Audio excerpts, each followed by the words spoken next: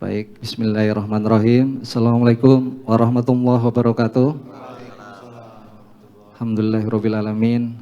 Insya Allah kita semuanya malam ini dalam keadaan sehat walafiat. Teman-teman baru di awal sudah naik turun ini dinamikanya. Tadi bersolawat terus tiba-tiba berpuisi sampai ketiduran. Alhamdulillah malam ini kita sinau bareng lagi teman-teman di Kenduri Cinta edisi 264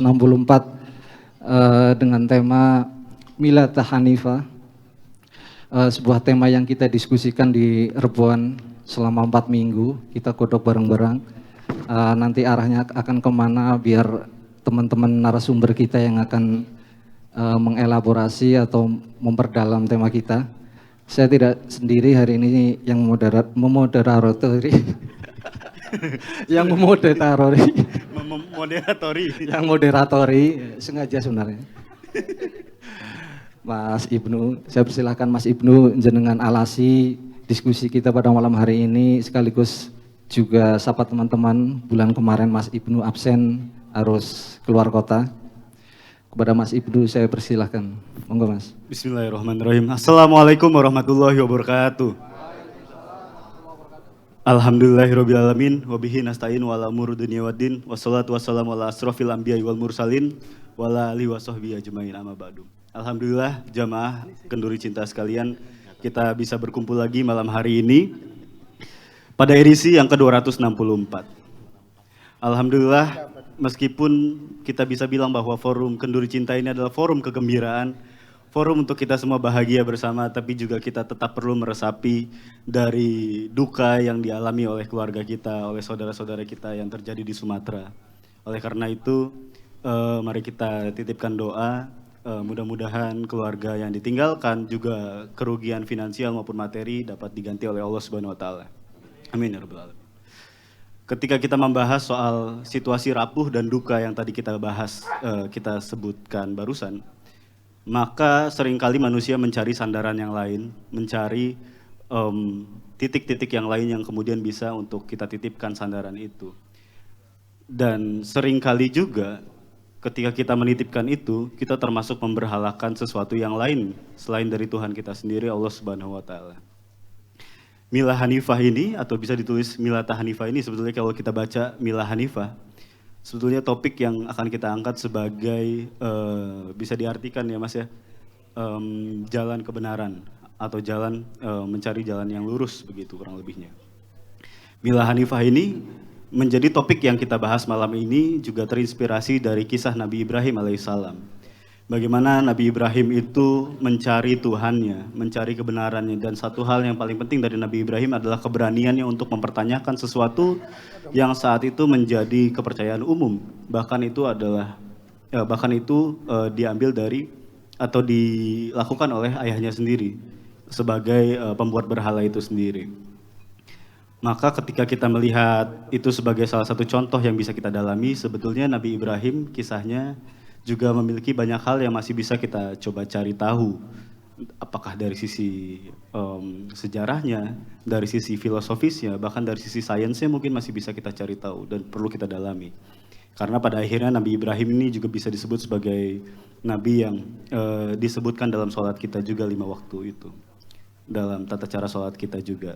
Maka saya kira sebagai alas gitu untuk mendiskusikan topik malam hari ini, kita juga bisa melihat dari sosial, politik, ekonomi di sekitar kita bahwa hari ini pemberhalaan itu tidak sekedar, bukan lagi dengan definisi pemberhalaan yang seperti kita pelajari di waktu-waktu sebelumnya.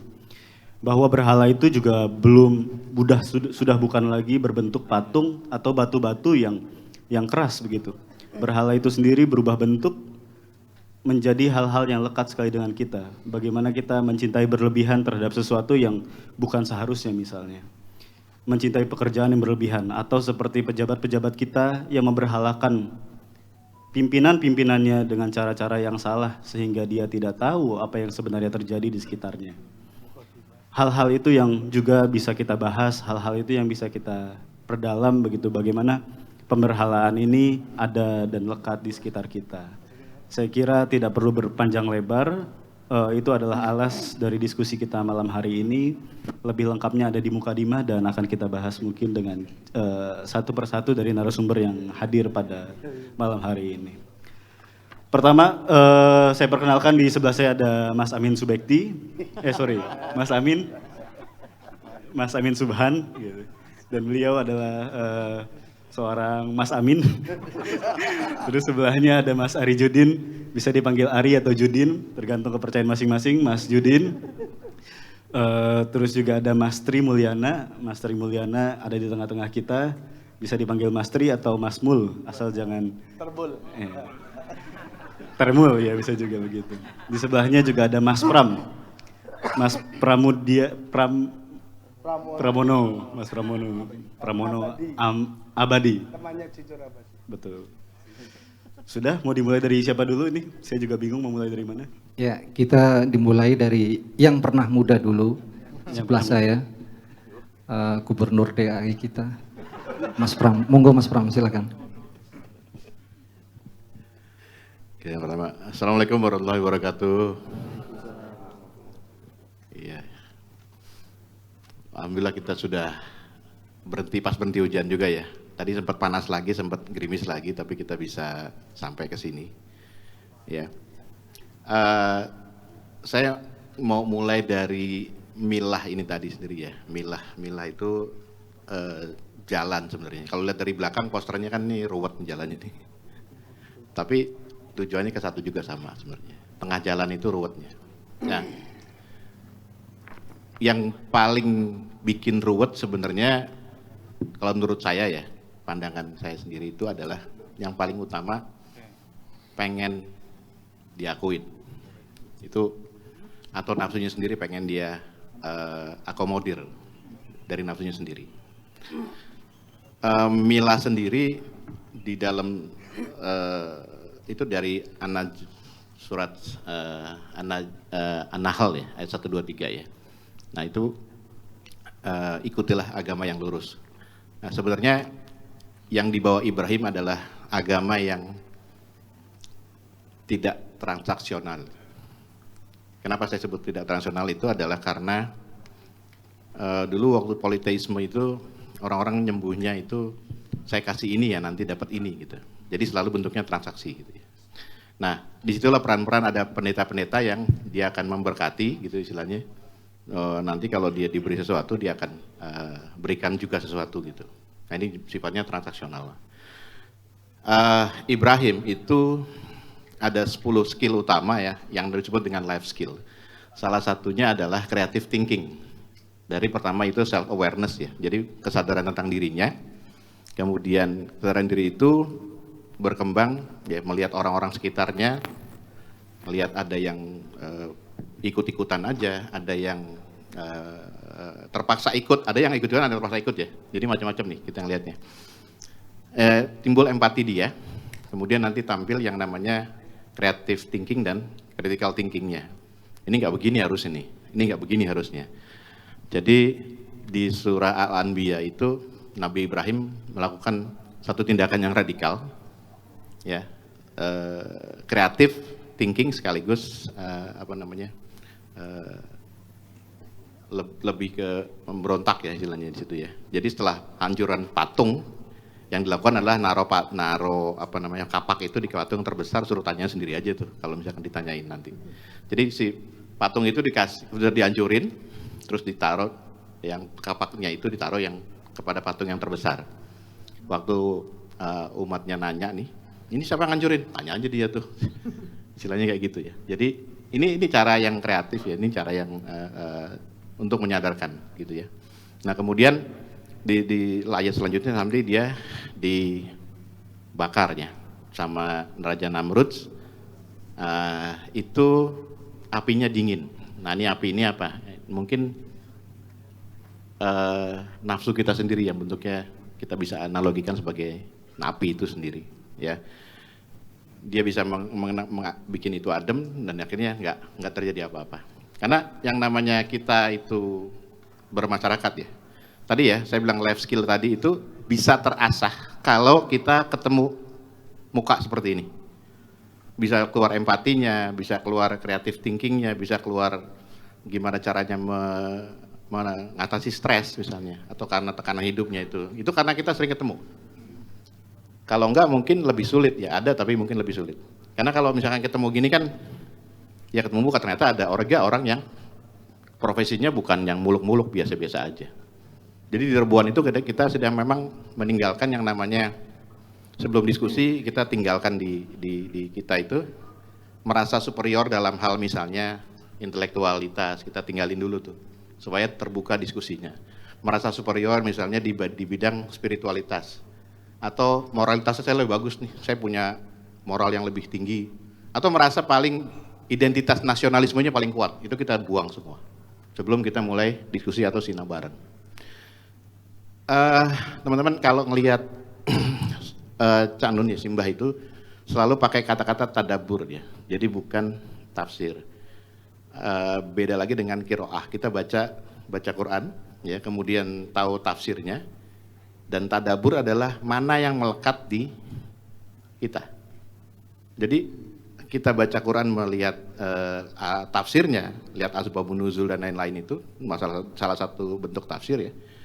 Tapi kita bounding ya, apa ya istilahnya, ter-attach ya, terikat dengan ayat itu misalnya, tertentu ya. Ini kita pelajari terus ya, karena kalau Allah yang ngasih komunikasi dengan Quran dan kita nggak baca Qurannya sendiri dan bingung, nah terus ngasih tahu apa lagi gitu. Harusnya keluar semacam kuriositas ya, semacam pertanyaan ini kenapa dikasih ayat kayak gini ya. Nah, penggalian itu disebut dengan usaha. Penggalian memahami Allah itu kita gimana lewat Quran tadi, kita susah emang. Bacanya kalau memang biasa gitu kan susah, terus ngartiinnya susah. Tapi ngehubungin ke kitanya gimana? Maksudnya dengan pribadi kita itu bisa bercakap nggak kira-kira? Kalau kurang berarti usahanya lambah. Nah, milah itu adalah jalan. Makanya jalan itu tidak lihat secara endingnya mau apa gitu, tapi dia harus dilakukan selangkah demi selangkah, terus seperti itu. Karena yang dinilai Allah pada akhirnya nanti di surat An-Najm itu usaha kita, bukan pada achievementnya. Ya, bukan karena achievementnya. Jadi kita udah niat, kita udah usahain, belajar susah. Makanya ada hadis yang bilang kalau bacanya masih terbata-bata sama orang yang udah ahli itu tingkatannya adalah bersama malaikat yang tinggi. Tapi kalau misalkan belum bisa, nilainya 2 kali lipat dari itu. Itu ada hadisnya. Jadi usaha itu yang Allah itu lihat, bukan pada achievementnya. Kalau achievement di dunia ya harus kita dapetin ya lulus kuliah, ngambil gelar, mungkin pencapaian dalam dunia kerja, itu kita ambil. Tapi karena nawaitunya adalah di jalan itu sendiri ya, milahnya tadi. Ya godaannya tadi banyak godaannya. Kita pengen diakuin, kita pengen terlihat pintar, termasuk like and dislike. Ini juga saya nyebutnya toksik ya di dalam medsos. Orang melakukan sesuatu karena disukain orang gitu, bukan karena pesannya atau bukan karena misi yang dia jalanin. Akhirnya kita terjebak di situ. Demi orang banyak, demi umat-umatku gitu ya. itu jadi nawaitunya yang geser tuh. Ya. Terus yang saya perlu tekankan lagi satu hal, kita ada istilah untuk kerja ya, itu ada istilah asbab ya. Orang tingkatnya level kita ini yang masih bekerja, menghidupi anak istri, itu memang harus menjalankan yang wajibnya dulu. Artinya yang wajibnya itu adalah ya kerja, bukan pada saat harusnya kerja dia malah tajlid gitu. Maksudnya tajlid itu ya udah pokoknya wiritan. Nah itu jadi nggak karu-karuan. Di tengah lagi kerja tiba-tiba stop ya Pak, saya mau sholat sunnah dulu. Hah? Ya gitu kan, kelamaan. Itu kurang apa ya, maksudnya kita bersaing kan gini, intinya kalau goalnya kita adalah yang paling membumi sebenarnya, kita pengen ngasih service sebaik-baiknya sama orang. Kita ini bikin acara ini, kita pengen supaya teman-teman juga bisa merasakan apa yang bisa kita lakukan atau kita layani, biar teman-teman bisa sama-sama partisipasi juga di situ. Layanan pertama, itu yang harusnya bisa bersaing di kita ini. Yang kedua, produk. Kita punya kekayaan alam yang maintain siapa? Bukan orang kita sendiri, orang asing. Benar nggak? Artinya kalau kita nanti disingkirkan, ya orang-orang nggak penting ini, maksudnya gitu loh. Ya, ini yang salah mungkin penerapannya. Kita dididik, dikasih pendidikan itu bukan untuk akhirnya menjadi expert di sesuatu, tapi malah buat status. Ini loh lulusan ini loh lulusan ini. Itu akhirnya jadi bias buat kita. Kita pikir itu yang kita tuju, ternyata bukan itu. Jadi menurut saya coba dicek lagi ke diri sendiri masing-masing, ke kita ya. Apakah nawaitu kita itu adalah memang untuk kembali kepada Allah nanti, kemudian berusaha sebanyak mungkin melayani orang. Artinya siapapun ya, produk yang bagus itu dibeli semua orang, bukan niche. Artinya dicari ceruk pasarnya yang busana muslim aja nih yang pakai. Jadi kurang bersaing sebenarnya kalau seperti itu. Kita coba cari gimana caranya Mas Tri ini yang bisa usaha ini yang cari produk yang bisa dipakai orang banyak misalnya, ya. Atau cari jasa yang benar-benar profesional, yang bagus, sehingga orang itu nggak kapok pakai jasa kita. Ini yang perlu kita tambahkan. Terus harapan saya sih dengan mempelajari milah ini, jalan ini ya, orang integritas jadi teruji. Saya bisa kerja sama Mas Mizani, yakin dia itu nggak bakal macam-macam, dia integrasi tinggi, maka saya akan percayakan itu. Yang kita sering jadi masalah kan, kita ketemu orang yang seolah itu udah deket, tapi begitu dikasih kepercayaan, dia hilang. Apalagi dikasih lihat duit banyak gitu. Nah, ini jadi kalap ya, pengen statusnya kelihatan hebat, dia ambil aja itu yang syarat. Itu harusnya kita output kita nggak seperti itu. Kalau memang teman-teman di sini udah mencapai hal-hal yang begitu di pekerjaan, dia bisa integritas tinggi, nggak terjadi korupsi lagi misalnya. Itu udah lumayan menjaga ya. Dibandingin kita harus punya macam-macam, bahkan sampai bisa menjabat, terus dia harusnya memperhatikan nasib orang banyak, melayani orang sebanyak-banyaknya, tapi malah dipakai untuk kepentingannya sendiri. Jadi terbalik-balik kadang-kadang seperti itu. Mungkin itu dulu ya Mas, jangan ya. Baik. Maaf ya. Itu aja dari saya. Ya, Assalamualaikum warahmatullahi wabarakatuh. Waalaikumsalam warahmatullahi wabarakatuh. Baik sekali dari Mas Pram tadi, banyak sekali pembahasan soal milah, soal jalan tadi ya Mas Pram ya. Tentu kita juga belajar bagaimana juga melayani teman-teman, dan teman-teman melayani teman-teman yang lainnya juga. Kita sama-sama melayani bareng-bareng karena seperti kita ketahui bahwa panggung ini tidak berdiri sendiri, juga ada kontribusi dari teman-teman. Dan insya Allah kalau misalnya nanti ada canceling lewat, kita bisa sama-sama saling ngebantu gitu. Karena ya insya Allah supaya tenda ini berdiri dengan lebih baik begitu. Dan ini di depan masih banyak yang kosong, kalau misalnya teman-teman mau maju silahkan diisi yang di depannya gitu. Karena khawatir teman-teman kebasahan nanti kalau tiba-tiba hujan, boleh diisi yang depan-depannya. Baik, dari Mas Pram tadi kita belajar banyak hal soal pelayanan, soal jalan, soal milah itu sendiri.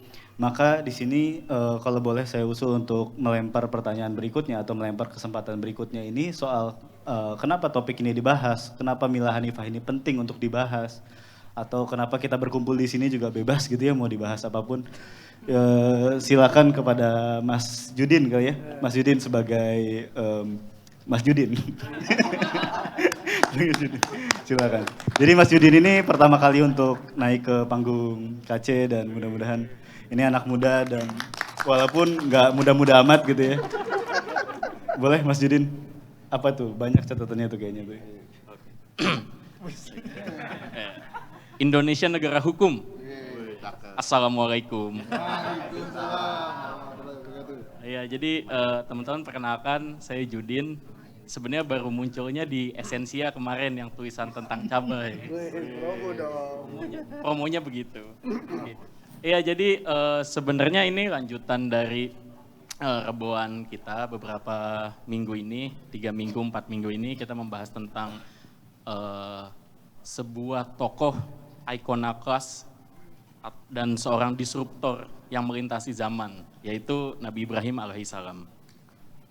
Jadi kita ngebahas tentang kenapa sih kita perlu menghancurkan berhala-berhala yang ada di sekitar kita.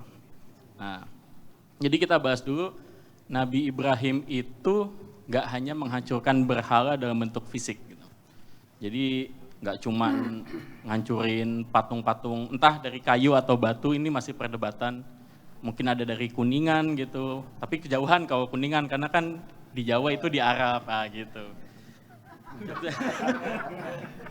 Gitu ya. Maksudnya gitu. Jadi maaf ya gitu. Nah, jadi kesimpulannya adalah, jadi pertarungan yang dilakukan Ibrahim itu adalah menghancurkan berhala baik materi maupun rohani, kayak gitu. Nah, tapi di satu sisi juga jadi pertanyaan nih, ngancurin patung itu, patung siapa nih? Ini patung buatan siapa? Ternyata Nabi Ibrahim menghancurkan patung buatan bengkel bapaknya gitu. Jadi workshop babeh ini, bengkel babeh, malah dihancurin produknya gitu kan. Loh ini anak durhaka, apa soleh gitu. Nah itu yang jadi pertanyaan yang sebenarnya membuat kita pas lagi rebuan itu kita pancing gitu. Jadi sebenarnya Nabi Ibrahim ini dalam sudut pandang ini soleh apa bandel? Nah gitu, akhirnya ternyata sama, kita juga mengikuti cara Ibrahim yang pelan-pelan untuk mengerti kenapa saya melakukan ini gitu. Jadi melakukan penghayatan, terus perenungan, kontemplasi dan segala rupa. Akhirnya ternyata terjawab bahwa melakukan tindakan yang melewati batas-batas logika itu, atau bahasa sekarangnya leap of faith gitu ya, itu sebenarnya adalah perjalanan dari Allah langsung gitu. Nah itu kita harapkan kita bisa mengikuti jejak Nabi Ibrahim. Oke, terus kalau tadi kan secara fisik dan ininya. Nah kita lihat lagi sudut pandang lain. Berarti Nabi Ibrahim ini memutuskan apa aja sih, menghancurkan apa aja sih. Nah ternyata dalam pembahasan kita juga menemukan bahwa Nabi Ibrahim juga memutuskan pembahasan yang penting terhadap pembahasan tidak penting terhadap Allah gitu. Nah di sini maksudnya adalah, jadi kalau ada yang meminta keberkahan, ya berarti langsung minta aja ke maha berkahnya, jangan ditautkan ke yang lain-lain, kayak gitu. Kayak gitu. Jadi harapannya kita bisa mentadaburi kisah-kisah Nabi Ibrahim sebenarnya gitu.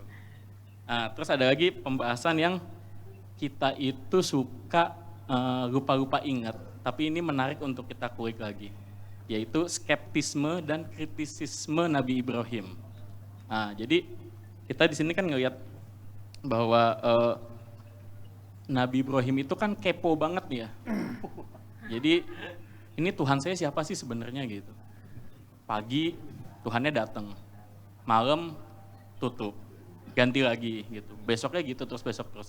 Nah, tapi justru malah di situ keinginan untuk mengetahui kebenaran secara konsisten itu justru malah jadi etos dasar bahwa manusia itu bisa memajukan peradabannya gitu. Jadi rasa ingin tahu yang seperti tadi Mas Pram itu, terus skeptisisme yang didasari oleh rasa keingintahuan dan berani untuk menerima kenyataan, itu ternyata adalah tulang punggung dari perkembangan etos manusia. Gitu. Nah, terus masuk nih kita ke yang lokalan. Tadi kan ada Ibrahim di Arab. Sekarang juga ada Ibrahim versi Betawi ya, namanya Boim gitu kan. Nah itu, Boim itu kan sebenarnya satu kata dari Ibrahim itu. Nah gitu, iya ceritanya gitu. Mirip-mirip Baim, Boim gitu. Nah, tapi di situ ada yang menarik. Jadi kalau dulu Ibrahim itu kan melihat langsung ya, ada gede tuh, ada Lata, Uzza dan lain-lain itu, wah pokoknya gede-gede lah. Dihancurin pakai kapak, ditinggalin kapaknya, dikalungin, kelihatan gitu. Mana nih yang ngancurin? Oh itu yang berhala paling gede gitu. Nah, tapi si Boim ini di sini ya kagak ngelihat namanya patung-patung gede gitu. Terus yang dilihat apa gitu? Nah dia itu justru melihat ada jebakan-jebakan company gitu ya. Dia jadi ada jebakan-jebakan company itu yang akhirnya dalam waktu lama itu membuat pola pikir itu berubah. Kita mulai menggeser tentang cara pandang kita, melihat uang yang harusnya jadi alat malah jadi tujuan dan lain-lain gitu. Jadi jebakan-jebakan company itu yang nanti berlanjut di era modernnya, Boim itu kejebak lagi sama company, nah gitu. Jadi dulu kejebak company, sekarang kejebak company. Nah, jadi kurang lebih Boim ini melewati perawanan yang macem-macem soal berhala ini gitu. Nah, kita sebagai penerus semangatnya, kita harus berani untuk melawan jebakan-jebakan itu. Mungkin dulu melawannya company gitu ya, yang jelas, nyata gitu ya. Ada bentengnya, ada bedilnya, ada senapannya, wah ada meriamnya segala rupa. Terus berkembang lagi jadi company yang wah itu bisa bentuknya financial engineering, tax evasion, wah pokoknya canggih-canggih lah, saya juga sampai nggak ngerti bahasa Indonesianya apa gitu ya. Tapi itu terus, dan kita juga mungkin ke depan akan menghadapi berhala-berhala tidak terlihat yang semakin menyeramkan sebenarnya gitu. Yang mungkin makin gak kerasa tapi makin membuat kita berani untuk menggadaikan jiwa kita ke yang bukan Allah kayak gitu. Nah. Oh iya, terima kasih. Nah terus mumpung ini udah menuju akhir-akhir, saya mau ngingetin lagi ada tulisan Cak Nun yang menarik buat saya. Cuman kayaknya kalau di panggung kan kepanjangan ya, mungkin nanti bisa teman-teman baca soal memberhalakan Tuhan gitu. Jadi itu akan membahas bagaimana dinamika-dinamikanya mulai dari menuhankan dan memberhalakan itu secara verbs atau kata kerja itu bagaimana, secara kata benda bagaimana, bahkan secara dinamika sosialisnya kayak gimana di masyarakat. Nah itu bisa nanti dibaca termasuk dalam implementasi sosialnya gimana. Nah itu tulisan singkat, padat, jelas, dan memancing kita untuk, oh iya jadi harus apa ya ke depannya ya, harus gimana ya gitu. Apakah kita sudah tulus menjalankan itu atau enggak ya, kita memberhalakan sesuatu apa enggak ya, aku nyari uang jadinya memberhalakan sesuatu apa enggak ya. Nah itu suatu pantikan yang menarik gitu. Nah karena udah di akhir ya ini ya, saya kan maunya singkat aja ya biar nanti diumpan ke teman-teman yang lain. Jadi kalau dari saya menutupnya dengan pertanyaan sederhana gini. Jadi dari Milata Hanifah ini pertanyaannya jadi terakhir hanya satu. Apakah diri kita sudah menghancurkan berhala-berhala yang tidak terlihat itu? Sekian dari saya. Assalamualaikum warahmatullahi wabarakatuh. Waalaikumsalam warahmatullahi wabarakatuh. Terima kasih Mas Judin. Sekilas info aja teman-teman, Mas Judin ini adalah State Manager Kenduri Cinta. Beliau yang mengurus dari terpal digelar sampai panggung ini berdiri di pel, Mas Judin yang mengawasi kita semua yang di lapangan. Tadi di awal Mas Pram dan Mas Judin menyinggung tentang perjalanan Nabi Ibrahim. Ada sebuah kisah yang tentunya masih membekas di kepala kita dan teman-teman, bahwa di saat Nabi Ibrahim dibakar, ada sebuah semut yang mondar-mandir ingin memadamkan api yang sedang membakar Ibrahim. Kemudian ada burung atau siapa yang bertanyakan ya, Gufron kali ya, Mama Gufron ya, yang soalnya beliau yang bisa bahasa semut ya. Iya, kemudian semut Ibrahim menjawab, meskipun peranku tidak terlalu besar, setidaknya saya berada di pihak yang benar, yaitu Ibrahim.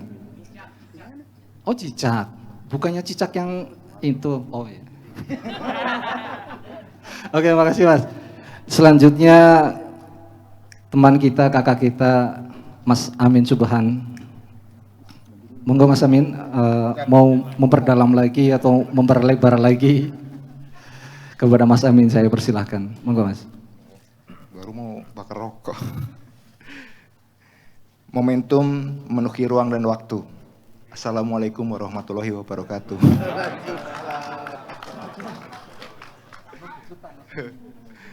Ya, sudah banyak ya teman-teman tadi dibahas mengenai apa, Milah Hanifah.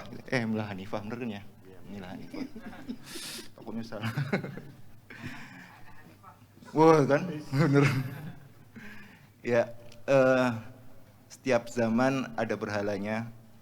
Kebetulan kita di zaman Nabi Muhammad, kayaknya berhala-berhala yang ada di zamannya Nabi Ibrahim, zamannya Nabi Musa, dan berbagai macam Nabi ya, Nabi Isa, itu ada semuanya di zaman kita gitu.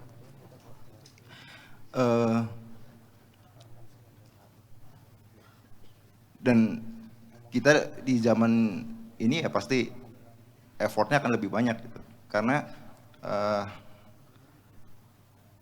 wujudnya yang beragam, bahkan seperti biasa, saya ngomongnya kurang jelas. Tadi ngomong apa? Bahkan kesenangan kita juga seringkali menjadi berhala gitu. Kalau ngambil adegan yang dilakukan oleh Kanjeng Nabi Ibrahim kan lucu ya. Berhala-berhalanya itu banyak, terus kemudian dihancurkan gitu ya. Terus disisakan satu berhala satu, terus kemudian digantungkan kapak gitu. Kira-kira kalau saat ini itu berhala yang paling besar apa? Gibran. Masa Gibran sih? Sebenarnya ini udah pernah disampaikan di Rebuan sama Mas Pram. Berhala paling besar saat ini itu uang. Karena uang itu jadi seolah-olah apa ya? Ya berhala terbesar itu gitu. Setiap orang melakukan segala sesuatunya berdasarkan ya karena uang gitu. Jadi alasan beraktivitas, bekerja bahkan itu ya, uang gitu. Bahkan orang lapar, bukan makanan yang dicari tapi uang. Tentu bisa ada penjelasan ya kan, yang uang bisa buat beli makan gitu. Dan selain sebagainya. Ada lagi ya kita beraktivitas gitu ya, sampai kerja ada dengan berbagai macam profesi itu kan juga banyak kan juga uang yang dicari gitu. Tapi apakah memberhalakan uang itu benar? Kalau menurut saya ya benar. Kan memberhalakan uang. Kita tahu berhala itu apa? Berhala itu tidak bisa melakukan sesuatu gitu ya. Berhala kan benda mati. Nah kalau kita melakukan uang itu sebagai berhala ya tepat, memang benar harus dijadikan berhala. Kecuali menuhankan uang, itu berbeda. Makanya itu tipis sekali yang disebutkan tadi tulisannya Mbah Nun mengenai memberhalakan Tuhan. Itu sangat masih relevan untuk saat ini gitu. Itu mungkin yang saya bisa gali gitu. Intinya sih itu sih sebenarnya, saya mau nyampein itu doang. Enggak, tapi banyak cerita sebenarnya di diskusi Rebuan, karena menarik di Rebuan itu. Rebuan itu tempat teman-teman belajar, betul tadi yang disampaikan oleh Mas Pram, tidak ada yang dominan di situ, semuanya sharing dengan pengalamannya masing-masing gitu ya. Dengan semangatnya ya berkumpul aja gitu, seperti yang pesan Mbah Nun gitu. Mengumpul 5-6 orang yang aktif, saling mengenal, apapun nantinya gitu, tapi rutin dilakukan gitu ya, diskusinya yang penting untuk kebaikan bersama gitu. Tapi rutin terus, gak mesti harus bisa aja nanti tiap minggu apa gitu teman-teman di sini pada saling kenalan terus janjian terus ngumpul bareng gitu. Tapi semangatnya adalah mencari belajar bareng gitu, sinau bareng tadi gitu. Gak mesti harus pakai logo, nggak perlu pasti anggota gitu, tapi yang penting rutin lah semangatnya. Artinya menjalankan ini bareng-bareng gitu. Dan itu semangatnya Kenduri Cinta itu kan sebenarnya kayak gitu, menyebarkan, kalau istilahnya Mas Roni itu ruang ketiga gitu, ruang ketiga di luar dari aktivitas keseharian teman-teman, di luar pekerjaan gitu, kemudian membangun ruang ketiga di mana bisa sharing sesama manusia, benar-benar berbagi pengalaman itu. Tujuannya apa ya saling nanti ketemu sendiri gitu loh. Kalau pesan Mbah Nun kayak gitu, yang penting kita punya etika baik, menjalani hidup bareng-bareng, 5-6 orang yang penting aktif bareng. Nah itu semangat yang sama juga di Rebuan begitu. Balik lagi ke yang coba yang saya ada satu lagi juga yang sisi yang lumayan saya perhatikan agak kayaknya masih relevan juga saat ini gitu. Itu ketika adegan tadi yang sudah disampaikan Mas Judin juga gitu, ketika kan Nabi Ibrahim itu ayahnya adalah pembuat patung. Itu kan bisnisnya orang tua. Ya kan? Komoditasnya gitu. Kalau ibaratnya sekarang misalkan bapaknya itu influencer judi online gitu. Ya kan? Terus kemudian anaknya iya remaja masjid gitu lah, paling kalau zaman Ustadz itu pasti ada itu ya Ustadz Mustafa kan itu dinamikanya pasti akan seru gitu. Di situ akan terjadi terus menerus pergulatan gitu ya. Karena kan ibaratnya kita menentang terhadap orang yang kita hormati. Itu bahkan keimanan kan ya, keimanan kepada Tuhan yang berbeda dari orang tuanya gitu. Bagaimana kita menyampaikannya gitu, segala macam. Tentunya yang tadi disampaikan oleh Mas Judin itu tepat gitu. Artinya ya harus bagaimana caranya supaya perbedaan itu bisa disampaikan tapi tanpa menyakiti gitu. Tapi kan gimana ya, itu bisnisnya orang tua ya. Bisnisnya membuat patung ya, terus dihancurkan gitu. Tapi kalau bukan di Rebuan pasti teman-teman tidak akan merasakan jawaban yang agak unik. Di Rebuan itu ada. Jadi kata Mas Tony itu yang suka ngedit video, itu jawabannya ada. Ya jangan-jangan supaya repeat order gitu. Jadi patungnya dihancurkan gitu supaya repeat order gitu. Ya kalau bukan di Rebuan itu kayaknya jawaban kayak itu nggak mungkin keluar. Begitu dah gitu, yang bisa saya sampaikan. Oh satu lagi, paling ada kan di Ma'iyah itu juga ada tentunya sesuatu yang aplikasi yang sebenarnya yang diharapkan gitu. Jadi artinya tidak teoretikal murni gitu ya, tidak sesuatu yang di luar dari keseharian gitu. Artinya yang benar-benar relate sama keseharian. Itu almarhum Syekh Nur Somad Kamba itu pernah menyampaikan di Kenduri Cinta juga, itu mengenai 5 prinsip jalan kenabian. Gitu. Mungkin teman-teman nanti bisa searching mengenai 5 prinsip jalan kenabian. Itu masih relevan dan sangat aplikatif kalau menurut saya. Saya sepilkan aja 5 prinsip itu. 1, independensi, kemandirian. Terus penyucian jiwa, kearifan dan kebijaksanaan, amanah, kejujuran dan tanggung jawab, dan yang terakhir, yang kelima adalah cinta kasih. Demikian, terima kasih. Assalamualaikum warahmatullahi wabarakatuh. Waalaikumsalam warahmatullahi wabarakatuh. Luar biasa pemahaman yang kan basa-basi dulu. Ya alhamdulillah mendapatkan insight, mendapatkan masukan dan penyucian jiwa, kearifan dan kebijaksanaan, amanah, kejujuran dan sebagainya. Alhamdulillah Mas Amin, terima kasih banyak. Mungkin langsung kita lanjutkan ke Mas Tri yang sepertinya sudah membuat 2 catatan di kertas. Di kertas ada, di HP ada, di tablet itu ada juga. Mungkin sayang kalau nggak disampaikan tuh. Kepada Mas Amin kami persilakan. Kepada Mas Tri kami persilakan. Cek. Assalamualaikum warahmatullahi wabarakatuh. Terima kasih teman-teman sekalian. Ini 264 ya edisinya ya. Judulnya pengawal tahun 2026. Teman-teman Kendurita mengangkat tema Mila Hanifah. Ini juga jadi fenomena ya, karena ternyata diskusi kita panjang di Rebuan. Sampai membutuhkan 4 sesi. Muaranya cuma 1 teman-teman awalnya. Siapa Ibrahim itu? Atau sekarang kalau di Western ngomongnya Abraham ya. Aliran Ibrahim lah gitu. Sebenarnya berangkat dari situ, terus banyak yang dikupas. Saya mungkin kalau menjelaskan Mila Hanifah nggak pas karena bukan orang pesantren, gitu ya. Saya mungkin mengambil konteks gini. Di Mukodimah itu ada yang menarik, satu kata yang mungkin sampai hari ini saya jadikan pegangan gitu ya. Yang kira-kira artinya tadi udah tak cari nih. Sebentar.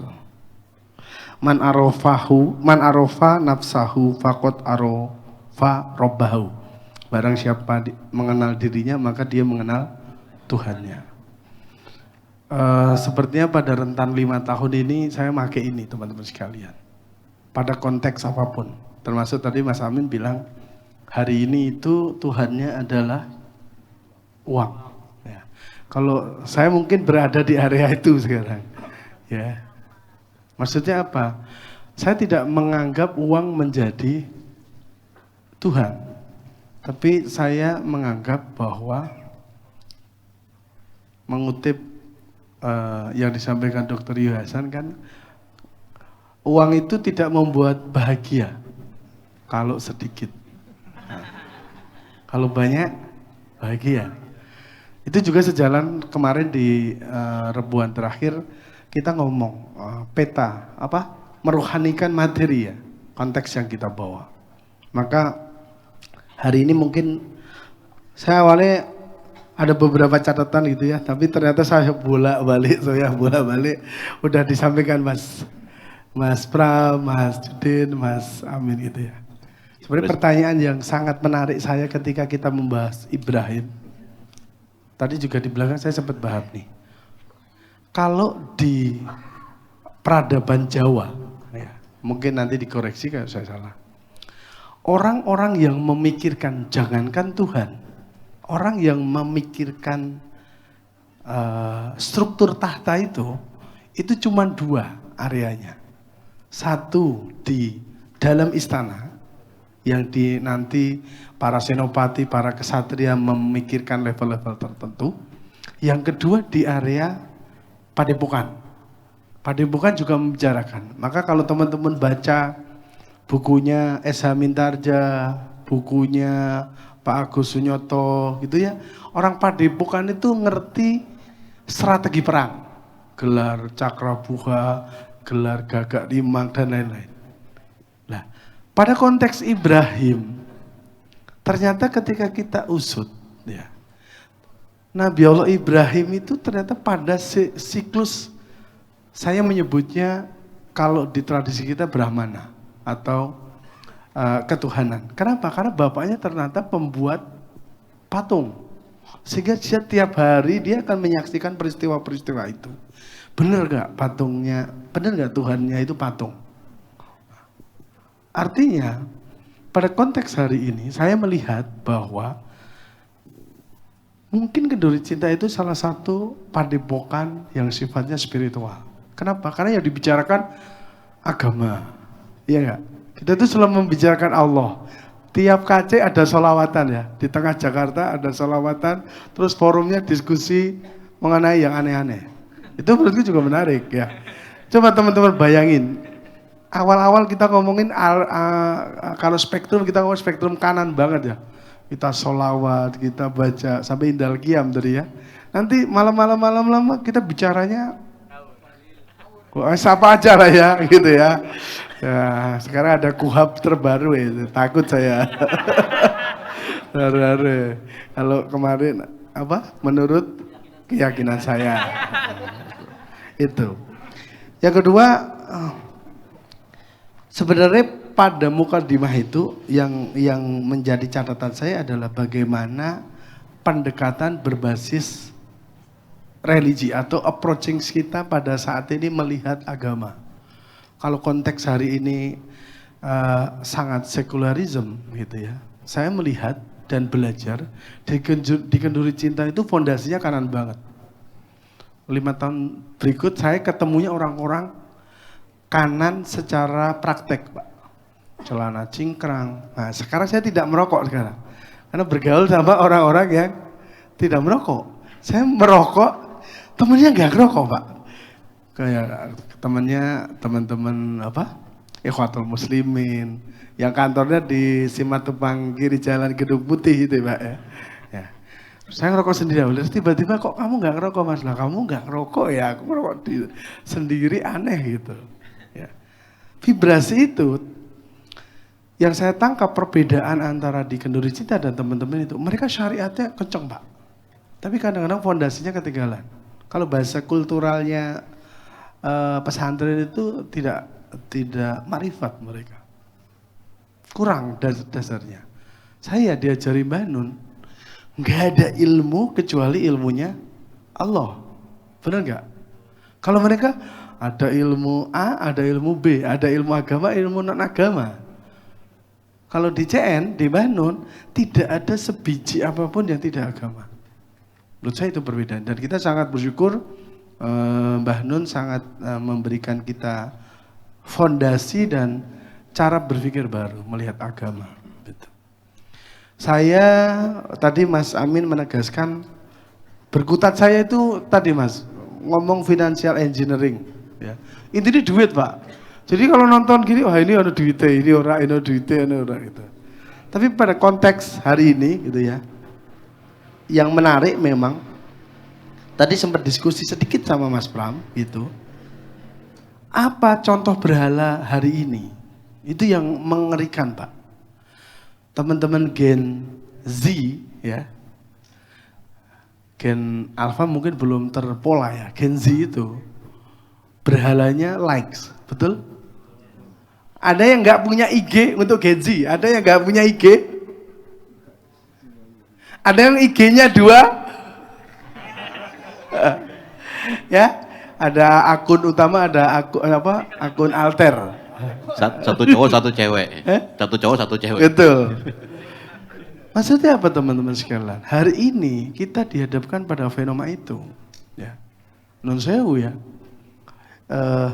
Saya ngobrol kebetulan hari Rabu kemarin, hari Selasa di Malang. Hari Rabu baru balik Jakarta. Saya ketemu salah satu dewan DPRD Kabupaten Malang. Peristiwanya sama. Hari ini fenomena Gen Z itu beragam. Saya ngadepi Gen Z itu agak unik-unik memang, Pak. Keterlibatan satu. Makanya saya bisa pastikan teman-teman jamaah ya, yang baca mukodimah siapa? Ngacung? 5%. Kenapa? Salah satu faktor Gen Z itu kalau di web KC itu dia ada tulisannya itu, ini bisa dibaca berapa menit gitu ya. Mukodimah itu saya tadi cek bacaannya 8 menit. Gen Z pasti gak baca. Kenapa? Gen Z itu mampu baca maksimal 4 menit. Baca caption aja gak baca. Yang dibaca apa visual? Oh gitu ya. Makanya yang pertama memang Gen Z itu hari ini berhala kita adalah itu Mas, like. Algoritmanya itu acceptance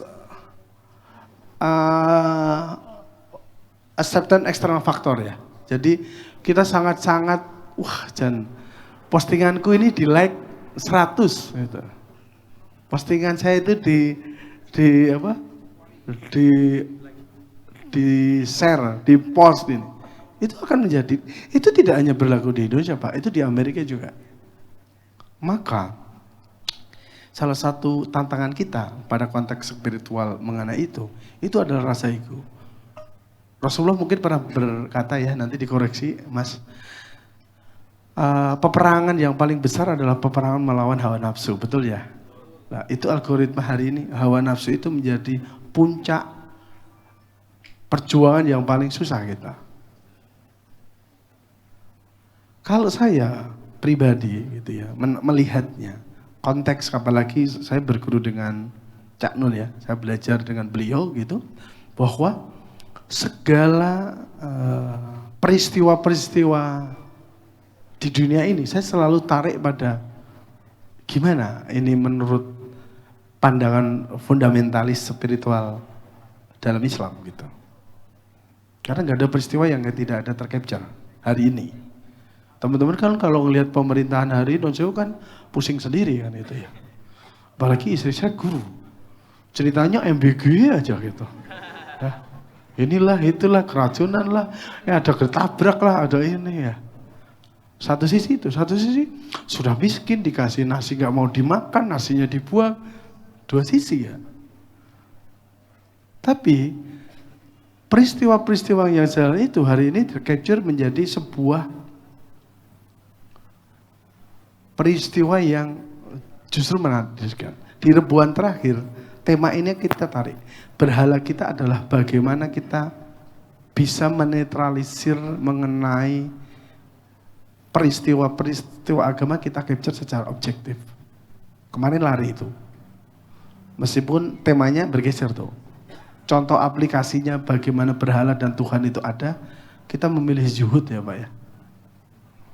Saya nggak zuhud Pak. Saya suka harta. Saya ikut imam yang dari Mesir itu ya, kalau di ruang tamu langsung ada emas gitu. Tinggal milih kan itu. Nah, ada yang memilih memang zuhud, gak apa-apa. peristiwa itu kita terus elaborasi. Karena saya yakin bahwa kalau kita diciptakan sebagai khalifah, berarti kita sudah punya infrastrukturnya, kan gitu. Hari ini kenapa infrastruktur itu dinikmati orang lain? Maka konteks itu yang saya bawa ke dalam diri saya. Kebetulan saya punya tim di kantor itu 40 orang, ya. Itu memang saya cekokin dengan itu, Pak. Cekokin dengan agama. Saya ngomong ke mereka, kalau sholat subuhmu benar, gajimu pasti paling gede. Karena inline. Karena kalau sholat subuhnya benar, pasti perilakunya baik. Karena kalau perilakunya baik, pasti dipercaya orang.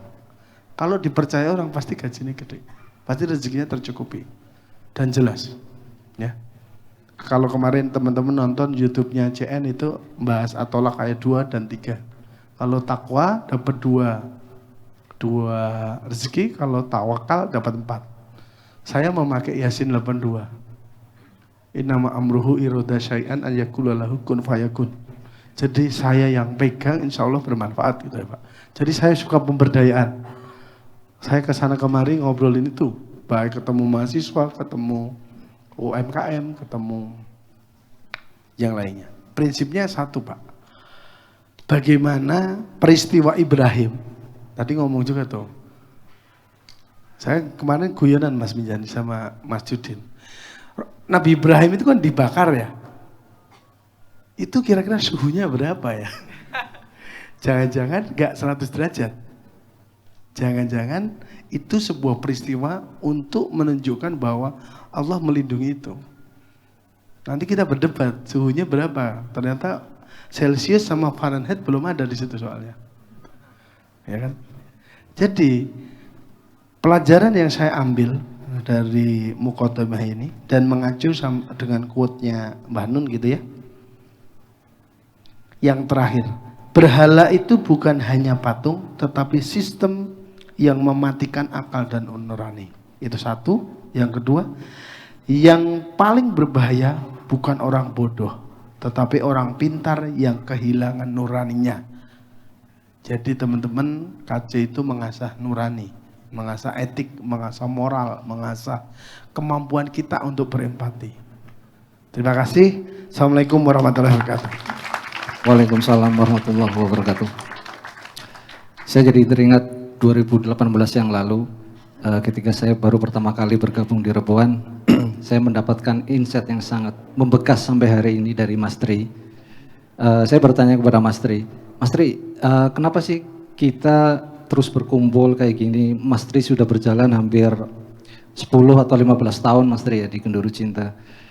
Jawaban yang bikin saya terharu adalah saya ingin gondelan ke Mbah Nun karena Mbah Nun adalah jalannya jalan kenabian. Boleh tepuk tangan buat Mas Tri. Itu yang menginspirasi saya dan saya pun mencoba mengikuti jejak beliau, gondelan Mbah Nun, karena kita mungkin murid-muridnya, santri-santrinya atau kita semua yang berada di sini kan meyakini bahwa jalan yang kita tempuh hari ini adalah jalan kenabian. Dan semoga tadi di awal tadi tentang semut Ibrahim tadi, kita semuanya menjadi semut-semut Ibrahim yang meskipun peran kita kecil tidak dianggap, bahkan setidaknya kita berada di pihak yang benar. Masih penuh? Masih ada lagi? Oh mungkin teman-teman mungkin ada yang mau merespon. Boleh angkat tangan? Nggak ada? Oke, kalau nggak ada kita jeda sejenak. Jeda Atau ada? apa ya? Atau mungkin ada lagi yang mau ditambahkan merasa kurang. Oh ya udah. Mas Pram, Mas Judin, Mas Tri atau Mas Amin. Tadi Mas Pram bisik-bisik kayaknya ada yang kurang gitu. Nah, monggo. Atau Mas Tri lagi tadi, cuma mungkin Mas Tri juga lupa dengan petuah itu yang beliau ungkapkan kepada Ya, saya. sambil nunggu lagi Mas. Ya, sambil nunggu pemain utama. Memang panjang ya teman-teman, apalagi saya selalu biasanya nanya yang sudah datang ke KC 5 tahun siapa gitu ya, karena peristiwa ini tuh panjang. Teman-teman penggiat itu kadang-kadang untuk merumuskan judul saja itu sangat kesusahan. Karena apa? Karena udah 264 kali. Ya. Oke, judul apa yang pas? Makanya kata-katanya selalu kalau dari sisi apa namanya sisi kiri, sisi dunia gitu ya. Itu sangat branding banget ya judulnya. Ini Milata Hanifah ya. Itu aja di mukodimahnya dibacanya Mila Hanifah itu ya. Itu udah susah sekali. Dan saya itu mungkin baru 15 tahun baca mukodimah yang paling susah ini. Saya sampai baca 3 kali nggak mudeng. Mau nggak mau minta bantuan ChatGPT gitu. Oh ini maksudnya ini. Oh maksudnya ini. Oh maksudnya ini. Gitu. Jadi teman-teman sekalian, peristiwa-peristiwa ini adalah peristiwa bagaimana kita terasah secara kritis. Bahasa hari ini kita ngomong critical thinking. Dan agama menjadi fondasi. Ya. Dan tepuk tangan buat semuanya karena teman-teman hadir minimal membuka mindset. Saya memang akhir-akhir ini sering bicaranya di kelas, jadi enak kalau di kelas itu ya. Kita berperilaku growth mindset misalkan, jadi kita selalu mencari. Itu poin yang paling mendasar yang Kaci selalu ajarkan. Dan fondasi agama itu menurut saya sudah mandatori. Hari ini bagi saya ya, kebetulan anak saya laki-laki Pak, jadi alhamdulillah selamat saya itu diselamatkan oleh Allah karena anak saya laki-laki gitu ya. Menghadapi fenomena hari ini sangat menyedihkan. Ya. Maka fondasi agama menjadi penting. Ya. Saya mewajibkan anak saya itu hafal 3 juz. Meskipun bapaknya kalau sholat kul huwaile gitu ya. Tapi anak saya menjawabkan 3 juz. Mohon doanya insya Allah tahun depan 3 juz untuk sebagai pondasi agama. Dia harus kenal agama. Dia harus yakin bahwa Allah itu ada. Nah itu yang kita hari ini selalu tancapkan. Karena dunia ini membuat kita menjadi kafir Pak, kalau menurut saya ya. Terus gak ada uang kafir, main judol lah gitu. Main pinjol lah gitu. Jadi kalau di kantor saya itu 3 bulan sekali screening HP sama laptop. Yang main pinjol sama judol langsung di SP3. Kenapa? Karena itu racun. Dan itu akan udah pasti. Ya. Yang kedua, teman-teman sekalian, pada rentan peristiwa yang kita hadapi hari ini adalah bagaimana kita senantiasa sadar kalau Allah. Mungkin kalau kita sadar hadirnya Allah itu kan berat sekali ya, itu tasawuf. Itu. Nanti biar guru kita Ustaz Nur Sofa yang menyampaikan gitu ya. Tapi pada rentan hari ini kita cukup waspada bagaimana kita bisa minimal menghindari perbuatan-perbuatan yang secara normatif tidak baik. Gitu. Kita kehajar pornografi, kita kehajar judi online, kita kehajar. Kalau pinjaman online itu ya karena OJK-nya nggak beres ya. Yang terakhir kita kehajar dana syariah, coba. Namanya syariah. 1,3 triliun. Dananya umat dicuri. Yang mengatasnamakan dana syariah Indonesia. Ya, peer-to-peer lending. Itu ngeri ya Pak ya. Udah namanya syariah itu. Terus kita mau berlindung di mana itu gitu ya. Ya, itu maksudnya hari ini sangat rentan teman-teman sekalian, kita harus selalu benar. Saya sangat setuju dengan apa yang disampaikan Mas Amin. Teman-teman bisa kenalan, berdiskusi, tidak harus forumnya KC, tapi senantiasa berdiskusi. Minimal senantiasa mengingat Allah pada semua diskusi, aspek diskusi. Jadi mungkin itu Mas Mizani, Mas Ibnu. Satu lagi mungkin saya pengumuman aja ya. Kenduri Cinta ada produk salah satu FGD, diskusi namanya KC Academy.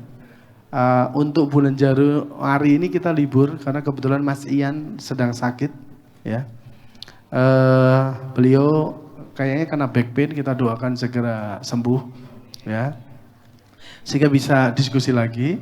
Insya Allah bulan Februari nanti akan ada tanggal antara 9 atau 11, nanti akan di-announce. Temanya kitab ketentraman. Jadi nanti silahkan lihat sosmednya Kenduri Cinta. Jadi memang harus punya sosmed ya. Kalau nggak bisa sosmed nanti nggak ngerti. Oke, akhirul kalam. Assalamualaikum warahmatullahi wabarakatuh. Waalaikumsalam warahmatullahi wabarakatuh.